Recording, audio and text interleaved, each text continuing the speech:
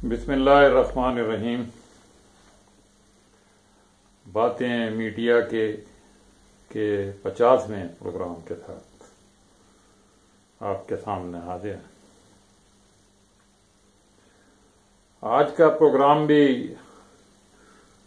ان کچھ دوستوں کے بارے میں ہے اور بزرگوں کے بارے میں، ساتھیوں کے بارے میں،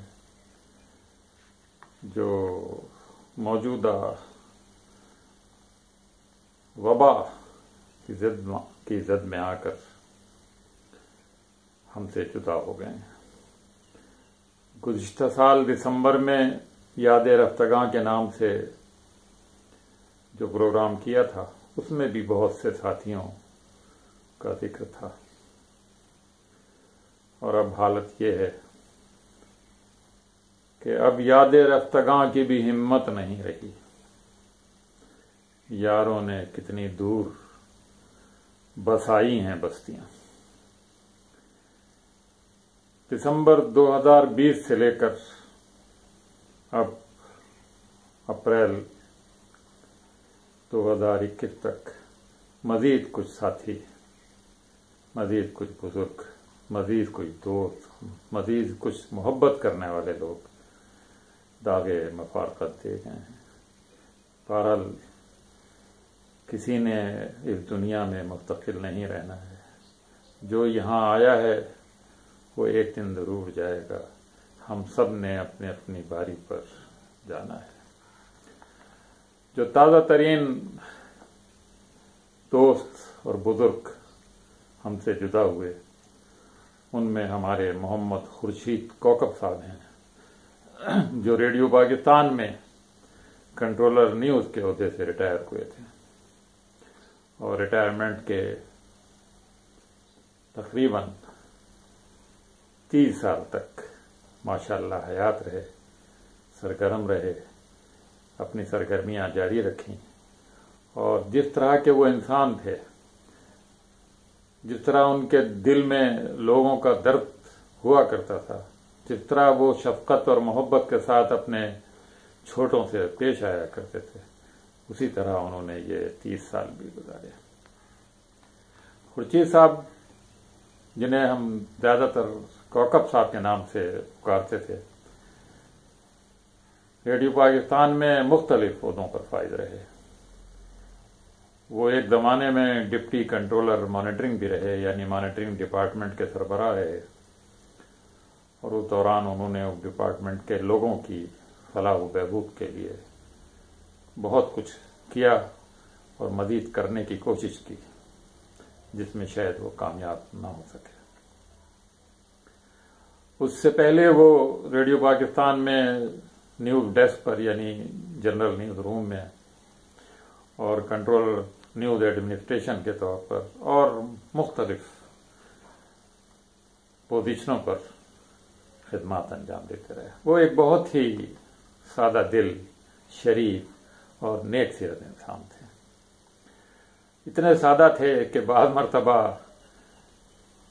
جونیئرز تک ان کی باتوں پر دل ہی دل میں ہنسا کرتے تھے، اور وہ اپنی اس سادگی کی وجہ سے تمام ہی لوگوں میں مرغوب و مقبول تھے۔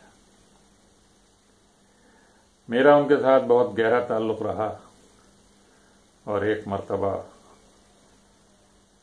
ہم کوکب صاحب کی معیت میں، جس میں ان کا بیٹا بھی تھا اور رضا الرحمان صاحب بھی تھے، جو بعد میں ڈائریکٹر نیوز بنے، اور عبداللہ ویسر صاحب ہمارے ساتھی تھے، ہم سب شمالی علاقہ جات کی سیر کو گئے اور گلگت اور بلتستان میں ایک ہفتہ گزارا۔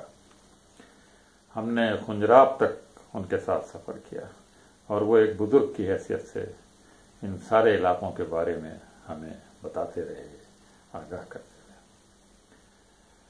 ہنزا میں ہم کریم آباد میں ایک ہوٹل میں ٹھہرے ہوئے تھے کہ رات کے 3-4 بجے انہوں نے ہمیں جگایا، دروازے کھٹکھٹائے اور کہا کہ بھائی یہاں سونے کے لیے آئے ہو؟ باہر نکل کے دیکھو، یہ راکا پوشی کی پہاڑی اس وقت سورج کی روشنی سے جگمگا رہی ہے۔ اس وقت 4 بجے کا وقت تھا، صبح ابھی ہوئی بھی نہیں تھی، لیکن واقعی ہم نے اپنی گیلریوں سے جب ہوٹل کے عقب میں جا کر راکا پوشی پہاڑی سلسلے کو دیکھا تو وہ چاندی میں نہائی ہوئی تھی اور جگمگا رہی تھی۔ اس منظر کو دیکھنے کے لیے سیاح دور دور سے وہاں جاتے ہیں۔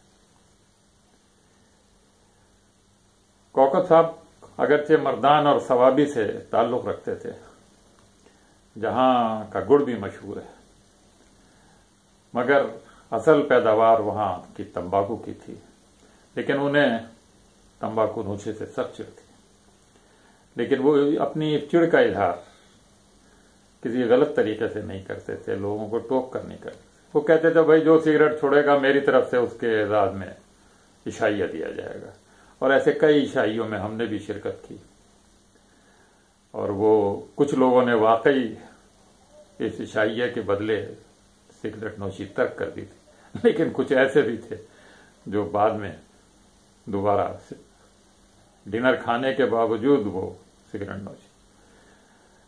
اللہ تعالیٰ ان پر، کوکب صاحب پر اپنا رحم کرے، ان کے درجات بلند کرے۔ سب لوگوں نے جانا ہے، وہ بھی اس دنیا سے چلے گئے۔ اسی طرح سید ابصار علی ہمارے ایک نوجوان ساتھی تھے۔ جب ہم روزنامہ جسارت میں تھے، 72 کی شاید بات ہے، تو کراچی یونیورسٹی سے 2 نئے لڑکے پاس کر کے آئے تھے، ایک حافظ خلیل احمد تھے اور ایک سید ابصار علی۔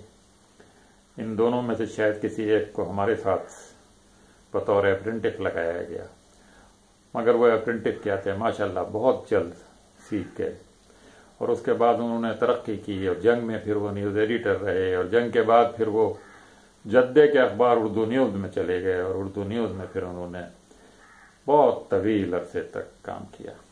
ابھی وہ کافی نہ صحیح لیکن کم عمر تھے، ابھی ان کی جانے کی عمر نہیں تھی، لیکن اللہ کی مرضی۔ سنا ہے کہ وہ 2 برس قبل جدے سے واپس آ گئے تھے اور کراچی ہی میں رہائش پذیر تھے۔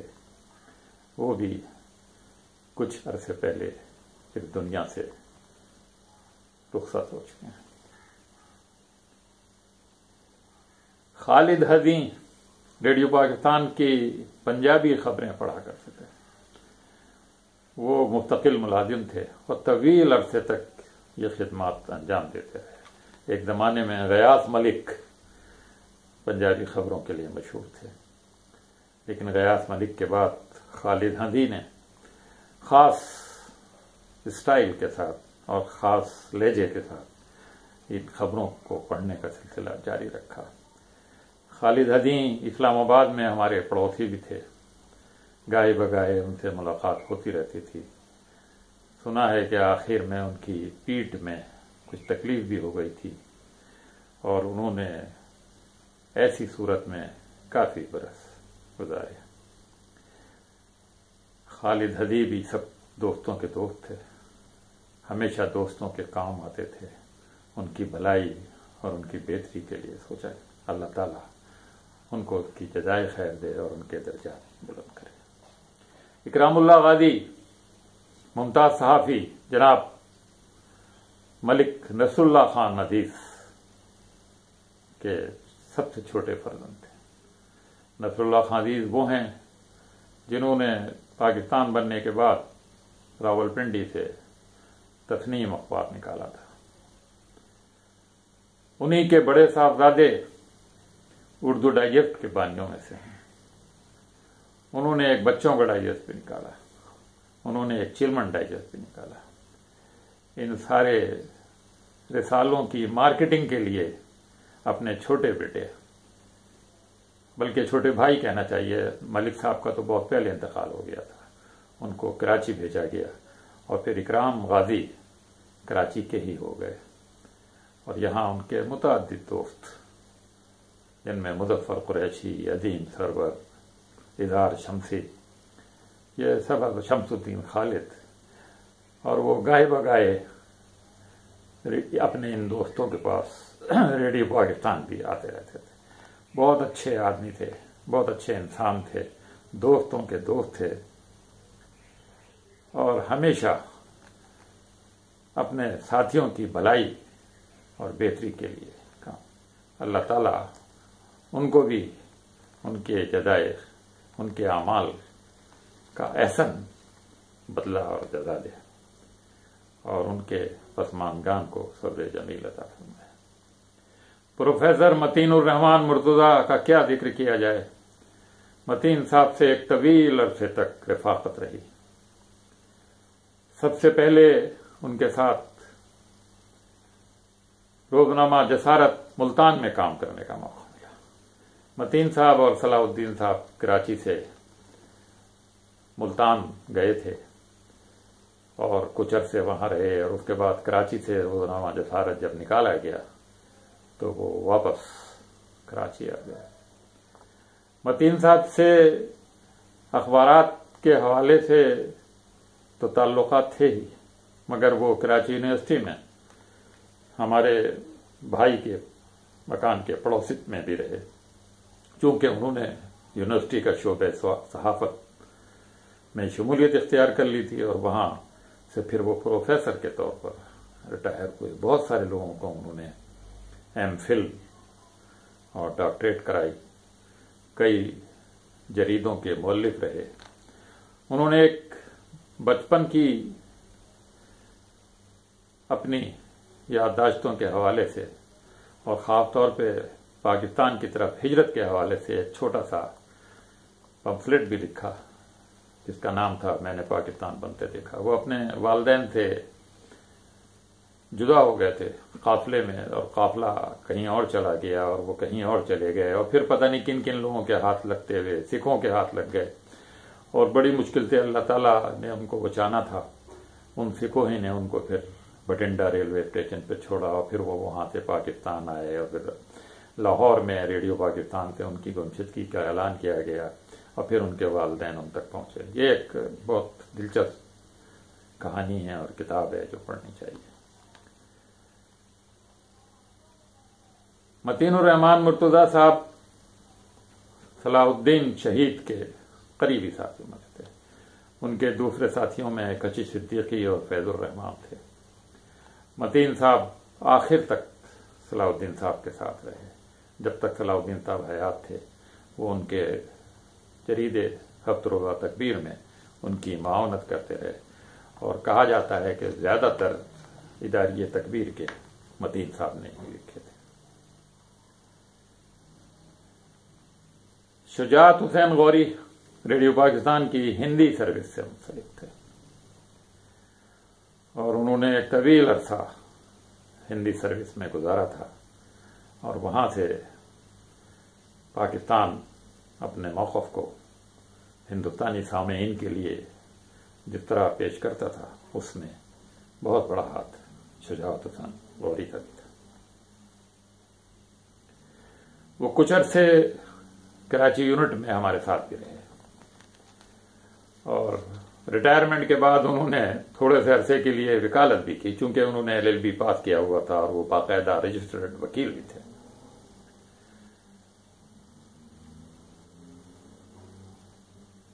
لیکن جس طرح کراچی کی مصروفیتوں کا حال ہے، بہت عرصے سے ان سے ملاقات نہیں ہوئی تھی۔ ان کے انتقال کے بعد پتہ چلا کہ تقریباً 6 ماہ پہلے ان کے بڑے لڑکے کی موت واقع ہوئی تھی، جس کا ان کو بہت صدمہ تھا۔ شجاعت غوری صاحب وہ تھے جو بخشش احمد ہمارے کنٹرولر نیوز کے بہت قریب تھے، ہمارے ایک اور دوست محمد احمد زبیری کے بہت قریب تھے، اور ان کی خبریں، ان کے حالات غوری صاحب ہمیں وقتاً فوقتاً پہنچاتے رہا کرتے، ان کی خیریت ہم ان سے دریافت کرتے رہتے تھے۔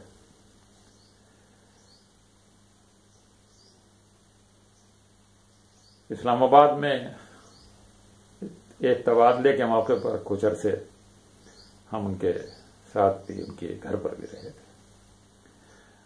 غوری صاحب بہت اچھے انسان تھے، اور ان کے قصے سننے کے لیے لوگ بےتاب رہتے تھے۔ وہ قصے، کہانیاں اور ملی جلی ہندی کے ساتھ بہت ساری باتیں، بہت ساری حکایتیں لوگوں کو سنایا کرتے تھے۔ ان سے کچھ عرصے پہلے کراچی یونیورسٹی کے پروفیسر شکیل الرحمان فاروقی صاحب کا بھی انتقال ہوا۔ فاروقی صاحب بھی کرونا کی زد میں آئے، اور یقین نہیں آتا کہ ان جیسا متحرک شخص، ان جیسا صحت مند شخص، ان جیسا عالم اور سائنسدان شخص جس کو طب اور صحت کے متعلق بھی بہت ساری معلومات تھیں، اس بیماری کا شکار ہو سکتا ہے۔ وہ تھے تو اگرچہ جینیٹکس کے پروفیسر، مگر کراچی کی ادبی اور سماجی سرگرمیوں میں ان کا بہت نام تھا۔ کراچی یونیورسٹی یونین کے وہ میرا خیال ہے آخری یونین کے صدر رہے، اسلامی جمعیت طلبہ کے وہ رکن تھے، اور اس کے بعد پھر وہ انجمن اساتذہ کراچی، جامعہ کراچی کے بھی کافی عرصے تک صدر رہے، اور انہوں نے اپنے ان دونوں حیثیتوں میں طلباء اور اساتذہ کے لیے بہت کچھ کام کیا۔ وہ ایک اخبار میں کالم بھی لکھا کرتے تھے، جیسا کہ میں نے کہا کہ وہ ایک متحرک شخص تھے۔ کوئی سماجی اور ادبی محفل اور مشاعرہ ایسا نہیں ہوتا تھا جس میں وہ موجود نہ ہوں اور وہ شریک ہوں۔